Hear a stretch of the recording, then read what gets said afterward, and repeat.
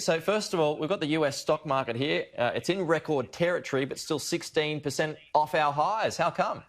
Yeah, well, the thing is just that America is very different from Australia.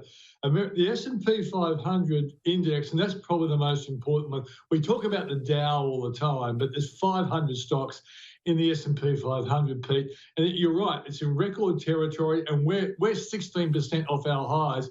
But I think the really big reason is the S&P 500 have the FAANG stocks: Facebook, Apple, Amazon, Netflix, Tesla. and Google, and so plus Microsoft as well. Tesla, Pete, yeah.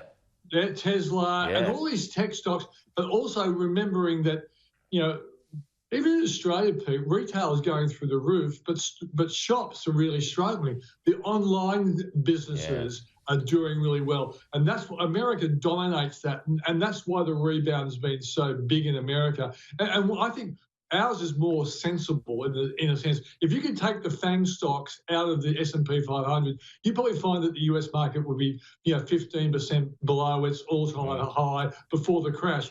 And I think it all makes sense that the market should go up. I think I calculated that the Australian stock market is up 35% since March 23. We need to be up about 56% to get back to where we were. But when you think about it, you've got the federal government spending a whole lot of money.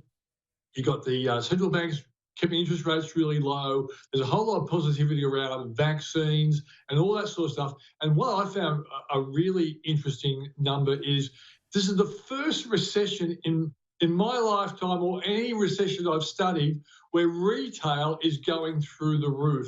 We've got the strongest in Australia, the strongest retail in 19 years. And that's because the government has come to the rescue like no government has ever done before in Australian history with JobKeeper and JobSeeker. Well, you've got, you point out, you've got Kogan, you've got Afterpay, which, we forecast to hit $100 a few weeks ago. It's at 87 now, so it looks like it's going to get there pretty soon too.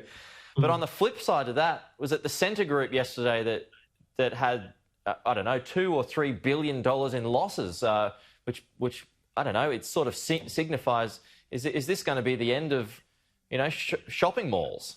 Yeah, it's a really good question, Pete. And I think shopping malls are going to be challenged by the implications of the coronavirus, because people are going to be online shoppers like never before, because they've been forced into giving it a go. And some people would like it. They're probably seeing they're getting better deals and all those sorts of things.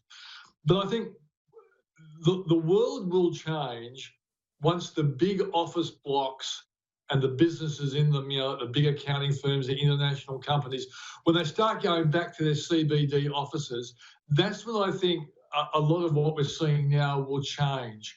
And, if you walk down, obviously in Victoria because of the lockdown, Collins Street and places and Bourke Street Mall are ghost towns. But even in Sydney with Pitt Street Mall, I walked up there yesterday. It's really quiet compared to what you're used to. And that's because people are not going back to the CBD. And I think government leaders are going to have to have a bit of a conversation, I think, with some of the big businesses that are in these office blocks and say, it's about time you guys started to come back to work. Because if you don't, governments will not be able to support people forever.